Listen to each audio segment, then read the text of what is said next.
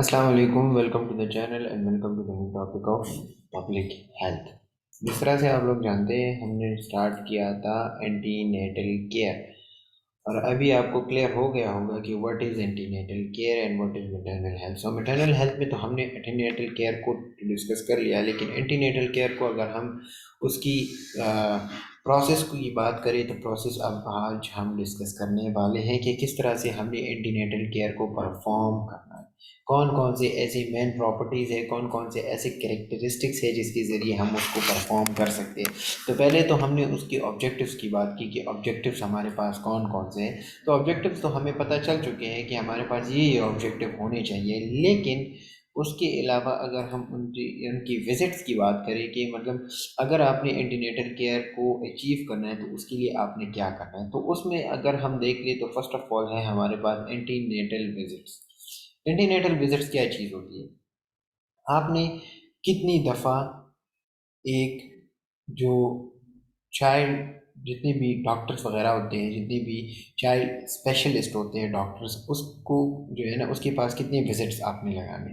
तो अगर हम इस एंटीनेटल विजिट्स की बात करें, so ideally the expected mother should attend the antenatal clinic. जो एंटीनेटल क्लिनिक उसे हम कहते हैं, once a month during the first 7 months of pregnancy. क्या मतलब, ये आपने याद रखना है, ये इम्पॉर्टेंट चीज़ है, ये आपने याद रखनी है कि आपने महीने में एक मर्तबा आपने महीने में ज़रूर जाने हैं up to 7 months of pregnancy. जो 7 महीने होते हैं ना, 7 मंथ्स में आपने हर महीने आपने क्या करना है, एक विजिट लगाना है। ठीक है। उस एक विजिट में क्या होगा, आपका जो फुल चेकअप है ना वो होगा कि कोई कॉम्प्लिकेशन तो नहीं है, कोई एचबी तो कम नहीं हुई, कोई इन्फेक्शन तो नहीं है। इसके अलावा जितनी भी चेकअप से रिलेटेड ज़रूरी बातें हैं वो वहाँ पे क्लियर हो जाती है। तो मतलब 7 महीने तक आपने हर महीने एक विजिट करना है फॉर दी कंप्लीट चेकअप। एक हो गई बात। दूसरी बात, अब हमारे पास क्या रह गया है, 7 मंथ्स तो निकल गए हैं ना, तो 9 मंथ्स टोटल वो टाइम होता है। तो 7 मंथ्स में तो आपने एक महीने में मतलब एक विजिट करना है। दूसरा, twice A month during the next 2 months of pregnancy. जो 8 एंड 9 मंथ है ना, 8 एंड 9 मंथ, ये क्रूशल टाइम होता है। ठीक है, ये क्रूशल टाइम होता है। इसमें आपने क्या करना है, हर महीने मतलब जो 8वां महीना है उसमें भी आपने 2 विजिट्स करने। ठीक है। और इसके अलावा जो 9th मंथ है उसमें भी आपने 2 विजिट्स ही करने हैं। ठीक है। तो ये हमारे पास टोटल कितने विजिट्स हो गए, अगर हम टोटल विजिट्स की बात करें, सही है, तो 7 + 2 + 2, सही हो गई बात। तो ये टोटल विजिट्स हमारे पास आ जाते हैं 11 विजिट्स। सही हो गई बात। तो ये सारे जो 9 मंथ का जो पीरियड होता है ना, इसमें आपने कितना करना है, 11 विजिट्स करने हैं पहले 7 महीने में, एक एक मरतबा महीने में। और इसके अलावा जो लास्ट 2 मंथ्स होते हैं उसमें आपने दो दो विजिट्स करनी है, इन दी 8 मंथ एंड दी 9 मंथ। तो टोटल विजिट्स हमारे पास 11 विजिट्स हो गए। क्लियर हो गई बात। Once a week till a delivery if everything is normal. क्या मतलब है कि once a week till delivery, अब जो लास्ट मंथ है ना, मतलब जो लास्ट महीना होता है, अगर हर चीज़ जो है ना नॉर्मल है तो उसमें आप ये भी कर सकते हैं कि वंस ए वीक आप जा सकते हैं। ठीक हो गई बात। जो लास्ट मंथ है उसमें आपने, या जो लास्ट 2 मंथ्स है उसमें आप चार चार विजिट्स भी कर सकते हैं। मतलब हमने तो बात की ना कि जो 8 और 9 मंथ है उसमें आपने 2 विजिट्स करनी। ठीक हो गई बात। लेकिन अगर आप चाहते हैं तो हर हफ्ते आप एक विजिट कर सकते हैं, मतलब 4 1 4 2, ये 8वां महीना और ये 9वां महीना। तो ये हमारे पास, ये एक एक हफ्ते में आप एक दफ़ा भी विजिट कर सकते हैं। ठीक होगी बात। तो ये इसको हम एंटीनेटल विजिट्स कहते हैं, ताकि आपका जो चेकअप है, आपकी जो इन्वेस्टिगेशन है, आपकी जितने भी मतलब बॉडी जो एग्जामिनेशन है वो कंटिन्यू रहे। अच्छा, अब कभी कभार इस तरह होता है कि ये विजिट्स जो है ना वो पॉसिबल नहीं होती, लेकिन इसमें कोई वो बात नहीं है, लेकिन कभी कभार कुछ लोग करते नहीं है, कभी कभार ये पॉसिबल नहीं होते, तो इसलिए इसके बाद अभी जो है ना दूसरा हम पढ़ेंगे। सो Most of the time, this schedule is not possible to follow. Then, in that care of the minimum of 3 antenatal visits covering the entire period of pregnancy should be targeted as follow. अगर आप उस pattern को follow नहीं कर सकते, उस schedule को follow नहीं कर सकते, तो फिर उसके बाद आपने क्या करना है, आपने टोटल एंटीनेटल विजिट्स जो है ना, आपकी जो मिनिमम एंटीनेटल विजिट्स है वो 3 हो सकते हैं। मतलब 3 विजिट्स आपने करने हैं और वो 3 विजिट्स आपकी सारी जो प्रेगनेंसी की जो पीरियड है उसको कवर कर देती है। किस तरह से? फर्स्ट विजिट एट 20 वीक्स और as early as the pregnancy is confirm. First visit आपने क्या करना है, कब करना है? अगर आपने 3 विजिट्स करने हैं तो 3 विजिट्स में आपने पहला जो विजिट है, या तो वो जब प्रेगनेंसी कंफर्म हो जाए उस टाइम कर ले, या अगर आपने उस टाइम नहीं किया तो 20 वीक्स पे कर ले। अब 20 वीक्स कितने महीने हो गए?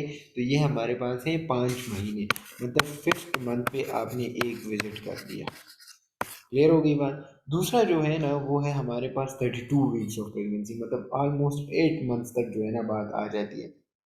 तो दूसरा है हमारे पास 8 मंथ्स, ठीक है, 7 to 8 मंथ्स, और फिर उसके बाद 9। ठीक है, तो ये टोटल हमारे पास कितने विजिट्स हो गए? ये 3 विजिट्स हो गए।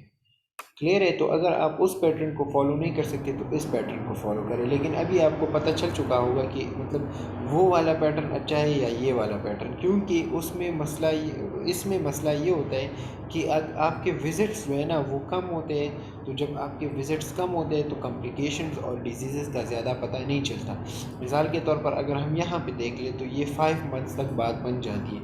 तो 5 मंथ्स जो जो अर्ली 5 मंथ्स है ना, ये भी क्रूशल होते हैं। अगर आपको यहाँ पे कोई कॉम्प्लिकेशन हो गई है और आपको बाद में पता चल गया है कि अभी तो ये कॉम्प्लिकेशन है, तो फिर उसको ट्रीट करने में बड़ा इतना आसान नहीं होता। ठीक हो गई बात? तो अगर आप उस 11 विजिट्स को फॉलो नहीं कर सकते तो फिर आपने क्या करना है, आपने 3 विजिट्स को फॉलो करना है, 3 विजिट्स शेड्यूल को। अच्छा, ये तो हो गई हमारे पास एंटीनेटल विजिट्स। अब आ जाते हैं antenatal services for the mother की। मतलब अगर एंटीनेटल विजिट्स आपने कर दिए हैं तो एंटीनेटल सर्विसेज में आपको क्या क्या प्रोवाइड होगा, आपने क्या प्रोवाइड करना है। यहाँ पे आप एज ए पब्लिक हेल्थ जो है ना देख रहे हैं, तो यहाँ पे मैं अगर बात करूँ एंटीनेटल सर्विसेज में हमारे पास मदर्स के लिए क्या होना चाहिए। The first visit irrespective of it occur should include the following component. जब वो फर्स्ट विजिट करेगी तो आपने क्या क्या चीज़ें उससे लेनी है, कौन सी चीज़ें आपने उसकी एग्जामिनेशन करनी है, कौन कौन सी ऐसी चीज़ें हैं जिसकी आपने असेसमेंट करनी है। अच्छा, तो पहले अगर हम देख ले so the complete health history, आपने कंप्लीट हेल्थ हिस्ट्री लेनी है। मिसाल के तौर पर ABC, ये एक मरीज़ है, ठीक है। आपने उससे पूछना है कि प्रीवियस आपको कोई डिजीज़ है कि नहीं है, क्लियर है, HIV है कि नहीं है, हेपेटाइटिस है कि नहीं है, वो आपने उससे पूछना भी है और इसकी टेस्ट भी करवानी है। आजकल जो इम्पोर्टेंट है वो है कोविड, कोविड है कि नहीं है, या इसके अलावा आपने कोविड बीमारी जो है ना वो गुजारी है कि नहीं है, इसके अलावा कोई चेस्ट इन्फेक्शन है कि नहीं है, ये सारा वो क्या है, ये हेल्थ हिस्ट्री है।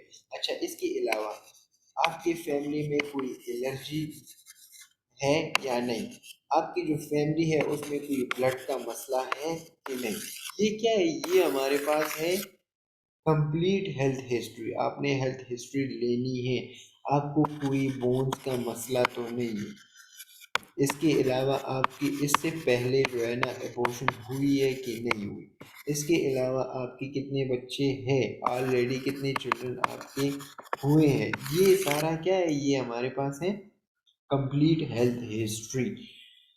अच्छा, complete physical examination, physical examination आपने करनी है किस तरह से? जनरल फिजिकल एग्जामिनेशन, मतलब आपने उसको देखना है, उसके पोस्चर को देखना है, आपको पता चल जाएगा, अंदाज़ा हो जाएगा कि इसको कोई बीमारी है कि नहीं। मिसाल के तौर पर अगर उसकी जो स्किन कलर है, स्किन कलर वो येलोइश है, तो मतलब उसकी HP डाउन है ना, तो ये आपको जनरल एग्जामिनेशन से पता चल गए। लेकिन अगर इसके हम स्पेसिफिक की बात करें तो यहाँ पे क्या है, जनरल फिजिकल एग्जामिनेशन तो हो गया, मतलब कोई ट्रॉमा नहीं है, कोई बोन फ्रैक्चर नहीं है, ये जनरल फिजिकल एग्जामिनेशन में आ जाते हैं। हाइट आपने देखनी है, वेट आपने देखना है कि मतलब कोई लो वेट वाला तो नहीं है, हाइट आपने देखी है कि हाइट उसमें मतलब क्या है, हाइट भी बड़ा मैटर करती है। इसके अलावा blood pressure and pulse recording. Blood pressure आपने रिकॉर्ड करना है कि उस कोई हाइपरटेंसिव पेशेंट तो नहीं है, कोई हाइपोटेंसिव पेशेंट तो नहीं है, तो ये दोनों आपने देखनी है। इसके अलावा ब्रेस्ट एग्जामिनेशन करनी है, क्योंकि ब्रेस्ट एग्जामिनेशन क्यों इंपॉर्टेंट है? ब्रेस्ट एग्जामिनेशन इसलिए इम्पॉर्टेंट है कि इस फीमेल्स को बड़ा मसला होता है कैंसर का, ये एक बात हो गई, ठीक है। और दूसरी बात यहाँ पे क्या है कि जब बच्चा पैदा हो जाता है तो वो ब्रेस्ट फीडिंग करता है, तो अगर ब्रेस्ट एग्जामिनेशन आपने नहीं किया और बाद में कोई मसला आ गया है तो फिर बेबी को मसला होगा। क्लियर हो गई बात? तो ये तो हमारे पास कंप्लीट फिजिकल एग्जामिनेशन में हमने कुछ ऐसी बात की जो इम्पोर्टेंट है, जो वाइटल साइंस हम जिसको कहते हैं, ठीक होगी बात। अब आ जाते हैं एब्डोमिनल एग्जामिनेशन की। आपने क्या करना है? एब्डोमिनल एग्जामिनेशन देखना है। एब्डोमिनल एग्जामिनेशन में आपने क्या देखना है? It the size of the uterus, the size of the foetus, the presence of abnormal condition and whether the foetus is alive. पहले आपने क्या करना है? यूट्रस को देखना है। यूट्रस क्या चीज़ होती है? It is an organ where the baby growth occur, where the foetus growth occur. Clear हो गई बात? फीटस क्या है? जो वहाँ पे जो बेबी है उसको हम, जो ग्रोथ हो रहा है अभी, वो 9 मंथ्स ऑफ प्रेगनेंसी में गुजार के पैदा होगा, उसको हम फीटस कहते हैं, जो फर्स्ट सेल होते हैं, ठीक है। तो आपने क्या करना है? एक तो आपने यूट्रस का साइज देखना है, दूसरा फीटस का साइज देखना है कि नॉर्मल है कि नहीं है। इसके अलावा अगर एबनॉर्मल कंडीशन कोई प्रेजेंट हो, कोई मतलब यूट्रस जो है ना उसकी पोजीशन ठीक नहीं है, फीटस जो है ना उसकी साइज ठीक नहीं है, उसका मतलब उसकी जो पोजीशन है वो भी ठीक नहीं है, तो ये क्या है? एबनॉर्मल कंडीशन हो गई बात। इसके अलावा आपने देखना है कि फीटस जो है ना वो अलाइव है कि नहीं है, बच्चा जो है ना वो जिंदा है कि नहीं है। अच्छा, पिल्विक एग्जामिनेशन की बात कर लेते हो। पिल्विक एग्जामिनेशन में आपने क्या करना है? To confirm the diagnosis of pregnancy and its duration. आपने क्या करना है कि एक तो आपने ये डायग्नोसिस ऑफ प्रेगनेंसी करनी है, कंफर्म करना है कि प्रेगनेंसी है कि नहीं है, एंड ड्यूरेशन आपने जो है ना कंफर्म करनी है कि मतलब कितना ड्यूरेशन हो गया है, कितनी ड्यूरेशन आपने एक प्रेडिक्शन करनी है, प्रेडिक्शन। सही है कि जो आपका जो टाइम है वो इतना होना चाहिए, इस डेट पे आपकी डिलीवरी हो सकती है, तो माइंड आप उसकी तैयार करें कि हाँ ये जो है ना ये हमारे पास इतना टाइम हो सकता है, और लेकिन डायग्नोसिस आपने इम्पॉर्टेंट है। अच्छा, इसके अलावा to exclude the abnormalities of the pelvic organs. अब पिल्विक ऑर्गन्स में अगर आप देख ले, पिल्विक ऑर्गन्स में हमारे पास अगर हिप जॉइंट्स को देख ले, हिप जॉइंट्स, ठीक है, तो ये आपने देखनी है कि इसमें कोई एबनॉर्मेलिटी तो नहीं है। यूट्रस आपने देख लिया कि मतलब इसमें कोई एग्जामिनेशन आपने यहाँ पे कर ली कि कोई मसला वगैरह तो नहीं है। तो जितने भी पिल्विक ऑर्गन्स हैं ना, कोई विजाइनल इन्फेक्शन वगैरह तो नहीं है, विजाइनल एबनॉर्मेलिटी तो नहीं है, तो ये आपने क्या करना है? ये आपने देखना है, आपने इसको एग्जामिन करना है, आपने इसको कंफर्म करना है, ठीक है।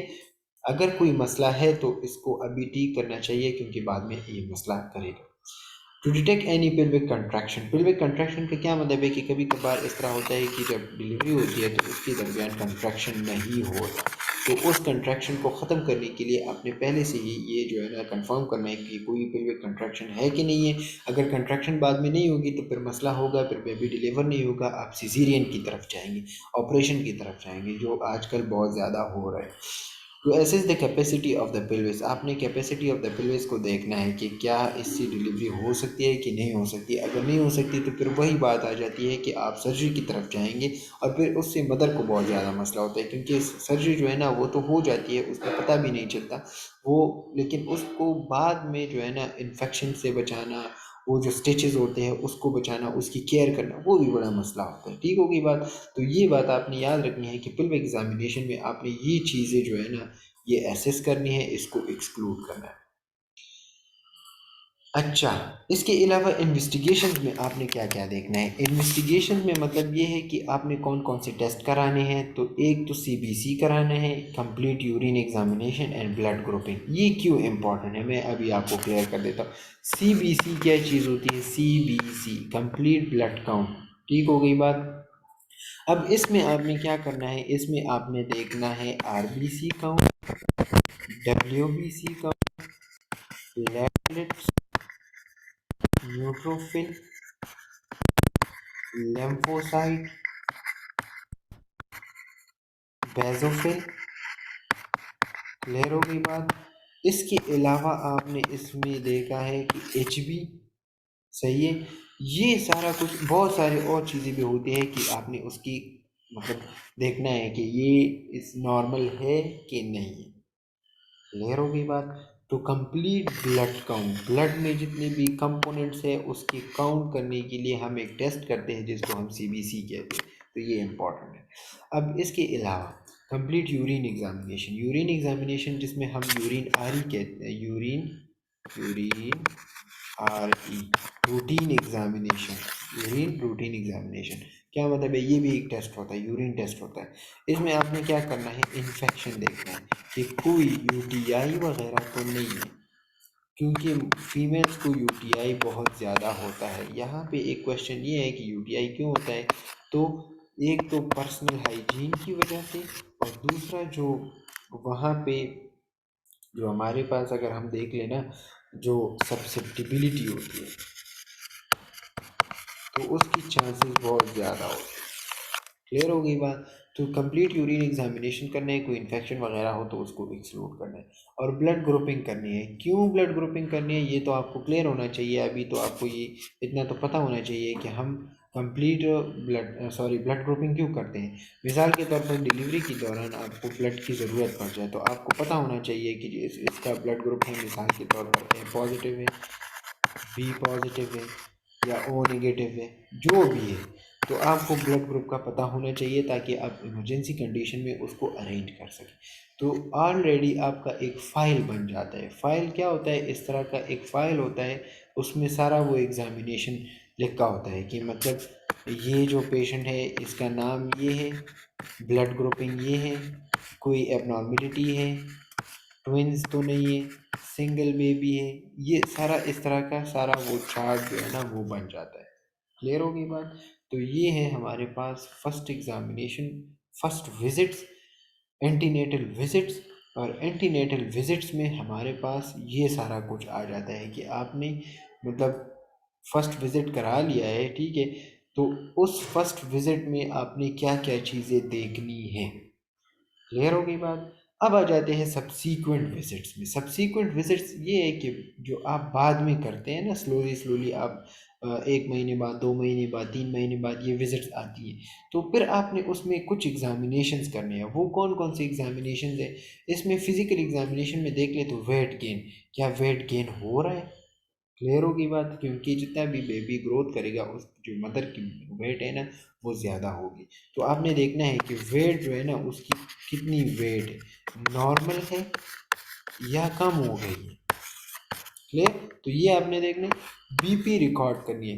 ये BP का जो मेन चीज़ है ना ये क्यों आ जाता है? क्योंकि प्रेगनेंसी के दौरान जो ब्लड प्रेशर है वो डाउन होता जाता है। क्लियर है।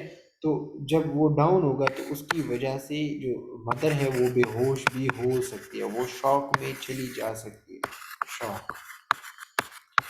ठीक है।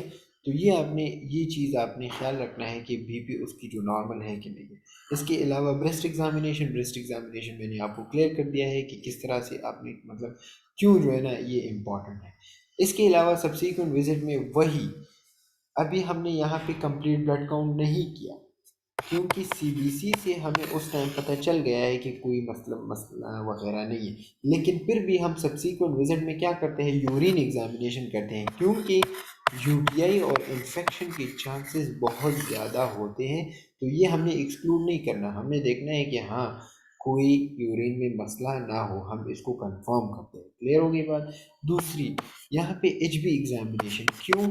क्योंकि मैंने आपको बता दिया स्टार्ट में ही कि HB जो है ना वो डाउन चली जाती है। तो आपने HB एस्टिमेशन लगानी है, HB की जो है ना काउंट को मालूम करना। अगर कम हुई है तो उसके आपने जो है ना उसका इलाज करना है। किस तरह से, अभी आगे देखते हैं। Iron and folic acid supplements, ये आयरन फोलिक एसिड सप्लीमेंट्स क्यों ऐड करते हैं ये मैंने आपको स्टार्ट में ही बता दिया था कि आयरन और जो फोलिक एसिड की सप्लीमेंटेशन है ये हम इसलिए करते हैं कि कोई अगर HB कम हो गई है जिसको हम ताकत की गोलियां कहते हैं, सही है। तो आयरन और फोलिक एसिड को हम ऐड करते हैं ताकि अगर बॉडी में कोई कमज़ोरी है, कोई फोलिक एसिड की कमी है या कोई आयरन की कमी है या कोई HB की कमी है तो उसको हम एक्सक्लूड कर सके, उसको हम कंप्लीट कर सकें।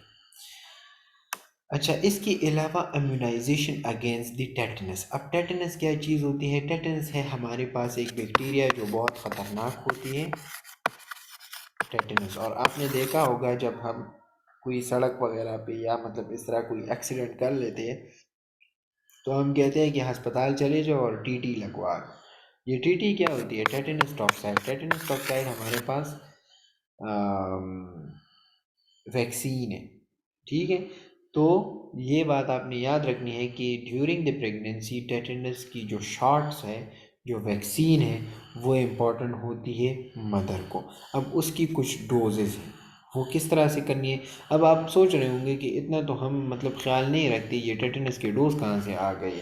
तो ये ज़रूर करनी है, क्योंकि अगर बॉडी में टेटनस आ गया है तो वो बॉडी को जो है ना मतलब वो आप कभी इंटरनेट पे सर्च करें कि जो टेटनस वाले पेशेंट्स होते हैं उनकी हालत क्या होती है। हमारे पास आईसीयू में जब भी पेशेंट्स आ जाते हैं ना, तो टेटनस वाले जो पेशेंट्स होते हैं ना, टेटनस वाले क्लॉस्ट्रिडियम टेटिनाई, तो ये वाले जो पेशेंट हैं ये बिल्कुल स्टिफ होते हैं, स्टिफ, उसकी मसल्स में कोई रिलैक्सेशन ही नहीं होती। आप कभी गूगल पे जाएं और गूगल पे सर्च करें कि ये टेटनस होती है, उसमें क्या होता है, उसके साइन एंड सिम्टम्स क्या होते हैं और उसकी कॉम्प्लिकेशन क्या होती है, आपको पता लग जाएगा।